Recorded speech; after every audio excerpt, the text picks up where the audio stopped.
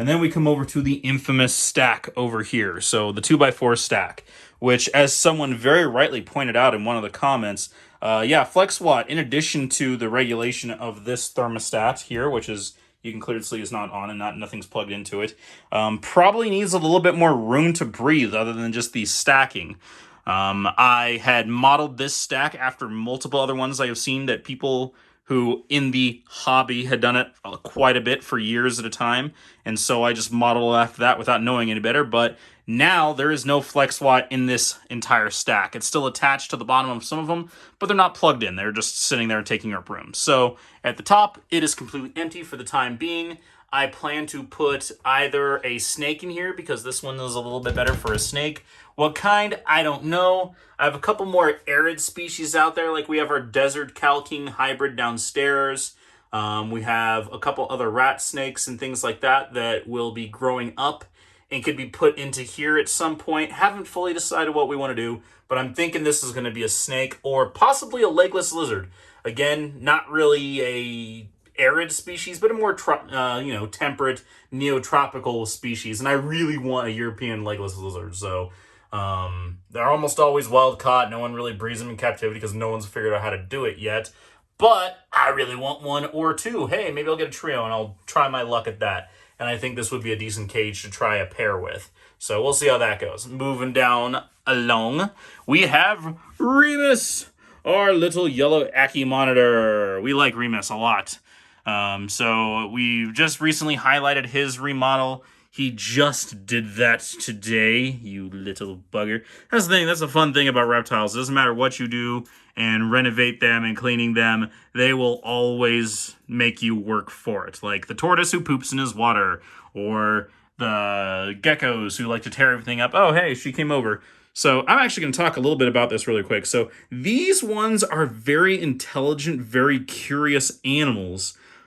They're always just kind of wondering what's going on. So I was in here earlier and she was hiding back over there, not wanting to come over. But when she knows I'm in the room, she's always paying attention to where I am and more active and curious about what I'm doing. Like for once, I accidentally left this. So these were purchased secondhand from somebody for like $50 each. So you couldn't say no to 2x4 enclosure for $50, even if they weren't perfect.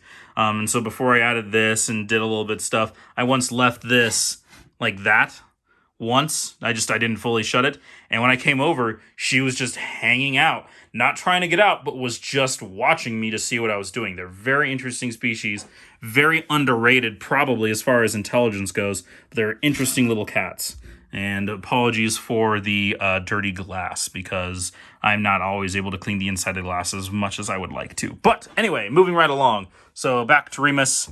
So as I said, there's no FlexWatt in here. That's just the 12-hour daylight timer with the added UVB and heat. I do need to replace that red bulb with ceramic, just a ceramic heat emitter, and I have that, just haven't gotten there yet because there's always 1,100 things going on. So moving right along, we have this guy.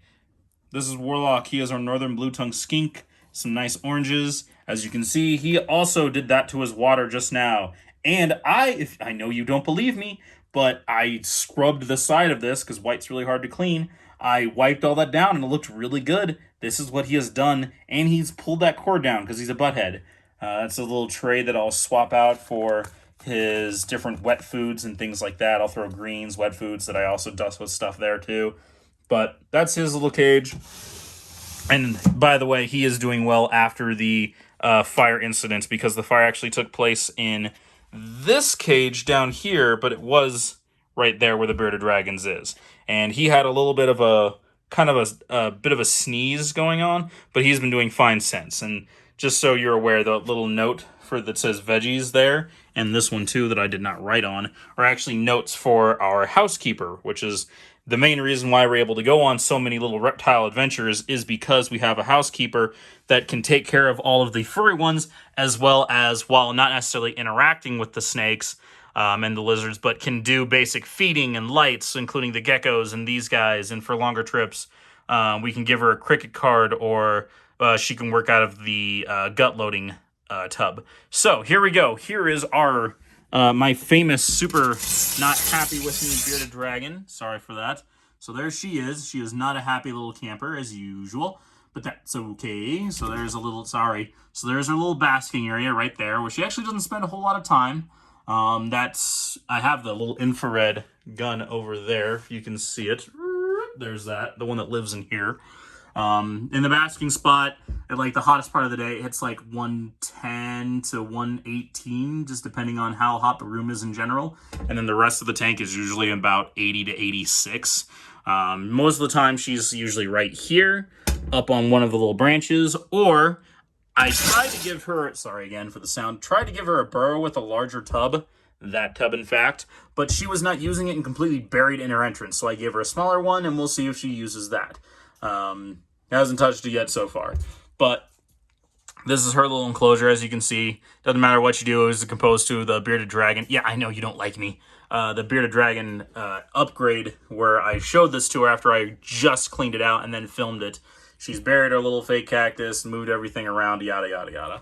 And there's a little cup for the greens because bearded dragons do get greens too. And we'll shut that. And moving right along, up we go because I'm old. So a nice little succulent that lives outdoors during the summer and comes inside, although it's been inside basically the last 2 years because, well, actually, no, last year it was outside a lot because of COVID and I was home for basically the entire summer. But once while we were out of town, it snowed in Colorado in June and we had it out. And so that's what that little like burn is from. But anyway, continuing on, here is one of our infamous bioactive tubs. This is the variable king snake, the male. The female lives downstairs in a tub. So he has successfully destroyed his little burrow den that I gave him. He stopped using it after he exposed the pipe. So most of the time he's under here. Let's see if that's where he is. Yep, there he is. But I just gave him some new stuff to play with, and I recently tilled up the dirt, make sure the isopods are still in there, and yes, they are. They're usually under, see, there you go, isopods. So this is bioactive. This other plant didn't make it, but I'm going to leave this in here for it to kind of naturally decay and for the isopods to chew on. And then the little agave plant, which is doing pretty good. Hey, buddy. So there this is, just to show that I don't set it up and I don't do anything with it. This is as you can see, it's a pretty big tub for the size of the snake. A lot of colubrids people like to keep them in smaller tubs, but there's that. So there he is. He does pretty good in there. I gotta get that fourth lock right there. And then this is currently sitting empty. This housed our male Brettles python for a while until I got the second Christmas tree tub rack built downstairs. And so now Fiero, the very special Burmese python, the pair of Brettles are all downstairs in that. And I haven't quite decided what I'm going to be putting to the fourth one because it's a 4-stack. But, so here is O'Malley, our Mexican black king snake, named O'Malley because if any of you get the reference, good on you. But if not, I'm just a weirdo. So there he is. He gets a little light there too. Again, most of these guys are kept on ambient temps, like all of those guys. It's all ambient. This is all ambient, although the Timor has a basking spot. They have basking spots because they're lizards and they need it. But most of the snakes are all kept under ambient temps in here. But if it ever gets cold, which it rarely does, even in the winter, I do have a heat pad under here that's ready to go for him if it ever gets a little cold. Same with this one.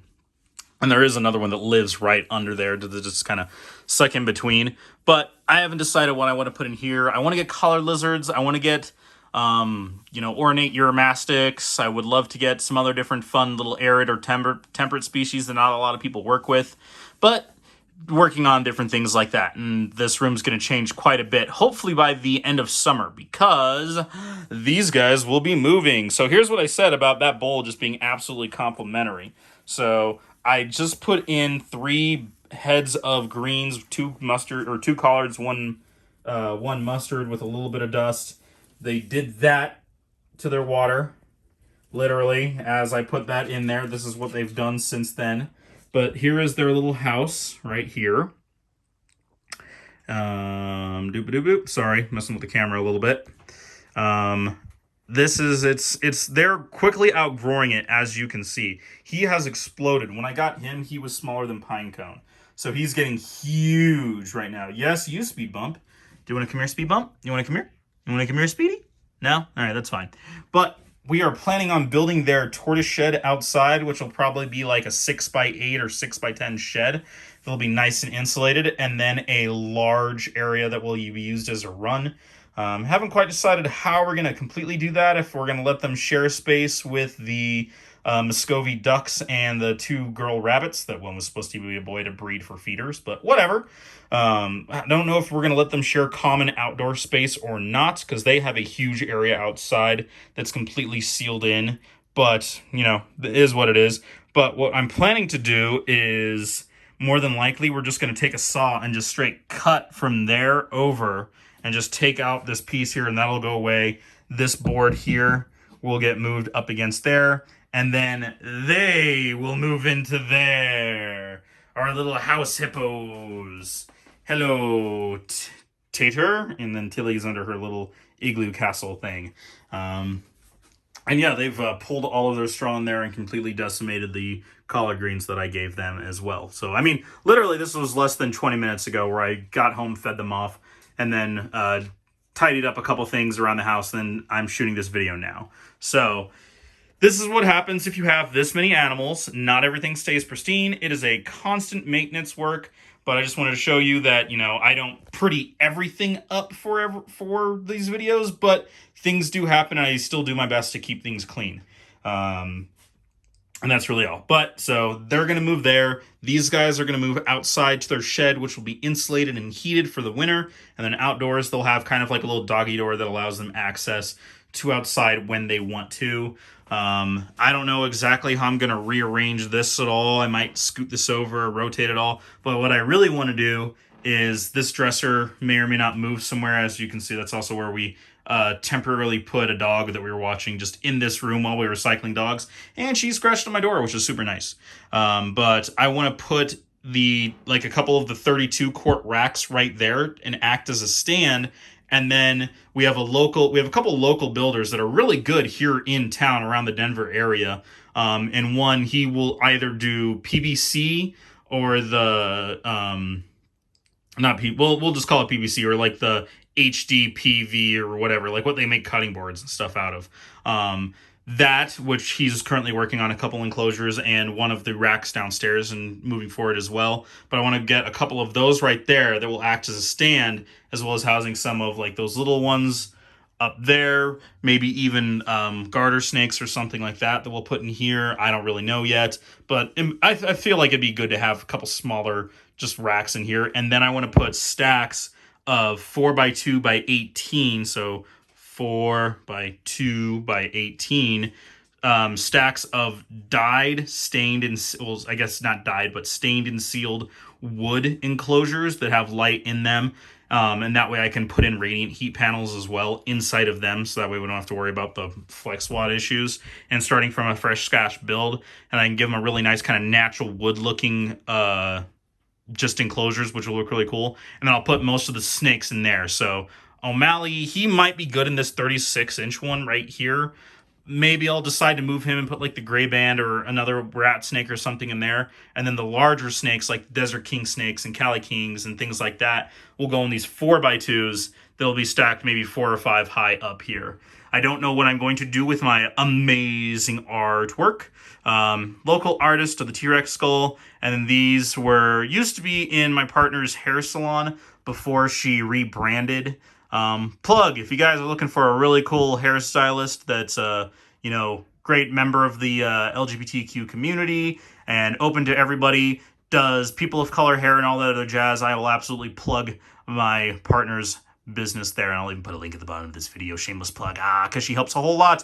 Even with running her own business, she does a whole lot for us around here, and at some point I will get that involved in the podcast too, and we can hear from her what it's like having to deal with my crazy butt, as well as running in her own business and helping with these guys. But, so, as I have said at the beginning of the video, I know that somebody wanted a full species tour, but that will be the reward/goal milestone for 1,000 subs.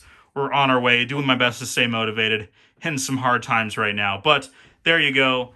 there is the Arid Desert room. You saw the Gecko Tropical room that I put out back in September, although it's already changed since then, and maybe come September I will do another tour of that. Maybe we'll do like a yearly thing, like this time of year we'll do this room, and then the next time of year we'll do the Gecko room. But hey, if we hit 1,000 subscribers, you'll see it before we get there, and you can see that constant work in progress as well. But hopefully you like this video. If you have any questions about any of these guys that I haven't, that I didn't really touch on, that I didn't get in the species spotlight or setup or anything like that, or if you have ideas of what I should get, no more bearded dragons, that I should put in there or there. I do think I will put the legless lizards up there, but what I should do in this tank, what I should do in this one, what I should do there. That's another one that a dog knocked over that broke. Luckily, there was nothing living in there, so that's just going to sit there. That'll turn into a terrarium eventually as well.